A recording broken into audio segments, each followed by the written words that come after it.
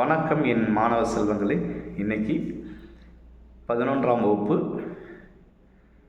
கவிதை பேழையில் நேற்று வரை உரைநடை முதல் பாடம், அதே முதல் இயலில் இன்னைக்கு கவிதை பேழையில் யுகத்தின் பாடல் அப்படின்ற ஒரு தலைப்பில் எழுதப்பட்ட கவிதை.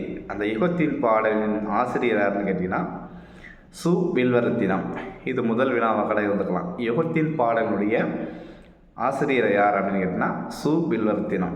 மற்ற 5 கேள்விகளுக்கும் சரியான விடையை தேர்ந்தெடுத்து எழுதுவது போல கேட்டிருக்கிறேன். நாங்கள் கேள்விக்குள்ளே போகலாம். 1. கவிஞர் சு. வில்வரத்தினம் எங்கு பிறந்தார் அப்படின்ற ஒரு கேள்வியை நம்ம கேட்டிருக்கோம். அதில் முதலாவதாக ஆப்ஷன் லட்சத்தீவு, 2வது மாலத்தீவு, 3வது புங்குடுதீவு, 4வது கேரளா அப்படின்னு கொடுத்துருக்காங்க. அப்போ கவிஞர் சு. வில்வரத்தினம் எங்கு பிறந்தார் அப்படின்ற கேள்விக்கு சரியான பதில் புங்குடுதீவு. 2வது கொஸ்டின், சு. வில்வரத்தினம் எழுதிய கவிதை தொகுப்பு எதுன்னு கேட்டிருக்கிறாங்க. 4 ஆப்ஷன் பாருங்கள். உயிர் தரும் காலத்துக்காக, மலரும் மாலையும், தமிழ் அழகியல், 4வது பிம்பம் அப்படின்னு இருக்காங்க. அப்போ சு. வில்வரத்தினம் எழுதிய கவிதை தொகுப்பு எதுன்னு கேட்டால் சரியான பதில் உயிர் தரும் காலத்துக்காக அப்படின்னு ஞாபகத்தில் வச்சுக்கோங்க.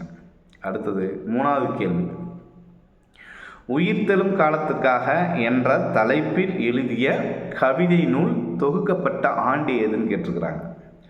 உயிர் தரும் காலத்துக்காக என்ற தலைப்பில் எழுதிய கவிதை நூல் தொகுக்கப்பட்ட ஆண்டு எதுன்னு கேட்டிருக்கிறாங்க. அதில் முதலாவது ஆப்ஷன் 1998, 2வது ஆப்ஷன் 2000, 3வது ஆப்ஷன் 1978, 4வது ஆப்ஷன் 2001.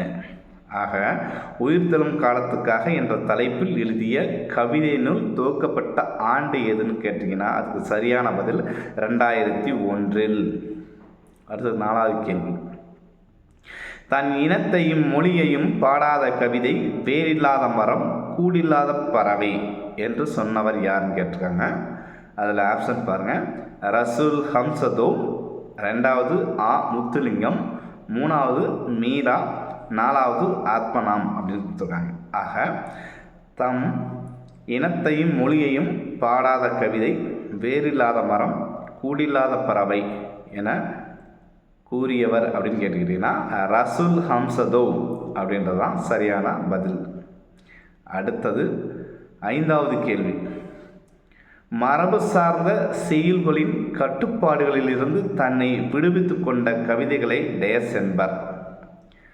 மரபு சார்ந்த செய்யுள்களின் கட்டுப்பாடுகளிலிருந்து தன்னை விடுவித்து கொண்ட கவிதைகளை டேஸ் என்பர் அப்படின்னு கேள்வி கேட்டிருக்காங்க. அதுக்கான ஆப்ஷன் பாருங்கள். 1 மரபு கவிதை, 2 புதுக்கவிதை, 3 ஹைக்கு, 4 கஜல் அப்படின்னு கொடுத்துருக்காங்க. அப்போ மரபு சார்ந்த செய்யுள்களின் கட்டுப்பாடுகளிலிருந்து தன்னை விடுவித்து கொண்ட கவிதைகளை புதுக்கவிதை என்பர் அப்படிங்கிறது தான் சரியான பதில். இதுக்கு ஆன்சர் என்னன்னா புதுக்கவிதை. இந்த ஒரு 5 கேள்விகளையுமே அப்படியே மெதுவாக ஒவ்வொரு வினாக்களாக நான் நகர்ந்துட்டு வரேன். அடுத்தடுத்து பாடங்களிலிருந்து உங்களுக்கு இன்னும் நிறைய கேள்விகளோடும் அதை எப்படி மனதில் பதிந்து கொள்ள வேண்டும் அப்படின்றதுக்காகவும் அந்த குறுக்கு வழி, அதாவது ஷார்ட்கட் அப்படின்னு சொல்லுவாங்க இல்லையா, அதுக்கு எப்படியெல்லாம் நம்ம வச்சு அதை மனசில் வச்சுக்கணும் அப்படின்றதுக்காக நான் நிறைய விஷயங்களை யோசனை பண்ணி அதுக்கு சரியான வழியை காட்டக்கூடிய அளவிற்கு அந்த கேள்விகளுக்கு உங்களுக்கு ஞாபகத்தில் வச்சுக்கிற அளவுக்கு நான் யோசித்து வச்சுருக்கேன். மெதுவாக கொஞ்சமாக தெளிவாக கேள்விக்கான பதிலை மனதில் நிலைநிறுத்துங்க.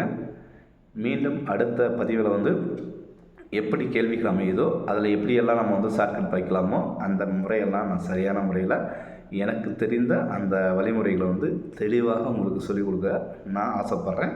அதனால் வருகின்ற ஒவ்வொரு பாடத்தில் உள்ள வினாக்களுக்கும் சரியான பதிலை தேர்ந்தெடுத்து எழுதுவது போல வரும். அதற்கப்புறம் இலக்கணங்கள், இலக்கியங்கள், மற்ற எல்லா விஷயங்களுமே நான் உங்களுக்கு தெளிவாக புரிந்து கொள்ளும் அளவிற்கு உங்களுக்கு வகுப்புகளை அருமையாக கொண்டு போகிறேன்.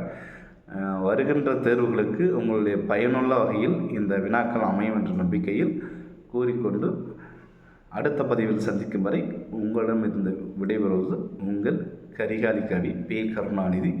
நன்றி, வணக்கம். பிடித்திருந்தால் லைக் பண்ணுங்கள், ஷேர் பண்ணுங்கள், கமெண்ட் பண்ணுங்கள். மறக்காமல் நம்முடைய கரிகாலி கவி சேனலை சப்ஸ்கிரைப் பண்ணுங்கள். நன்றி, நல்லது, மகிழ்ச்சி, வாழ்த்துக்கள்.